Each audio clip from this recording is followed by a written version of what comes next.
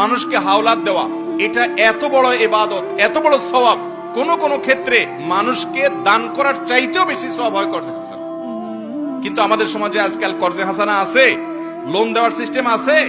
এই না থাকার একটা কারণ হলো যারা লোন নেয় তারা একবার নিতে পারলে আর ওই লোকের চেহারাটাও সে দেখতে রাজি।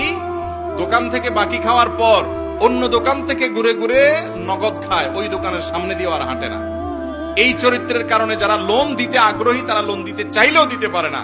আর এই কারণে শুধু লোন না দিয়ে লোনের বিপরীতে গ্যারান্টি নিবেন। গ্যারান্টি কি? আপনি কাউকে 10,000 টাকা লোন দিচ্ছেন, তার মোবাইলটা গ্যারান্টি দেন, মোবাইলটা বন্ধ করে ডেস্কে আপনি ফেলে রাখেন, আপনার ড্রয়ারে ফেলে রাখেন, টাকা দিবা মোবাইল নিয়ে যাবা, কাহিনী শেষ।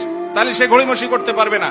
টাকা দিচ্ছে না, এলাকার ময়মুরব্বী চেয়ারম্যান মেম্বারকে ডেকে, আলেম ওলামাকে ডেকে বলবেন মোবাইলটা নিলামে উঠায় বিক্রি করেন, আমার টাকা আদায় করে দেন, কাহিনী শেষ।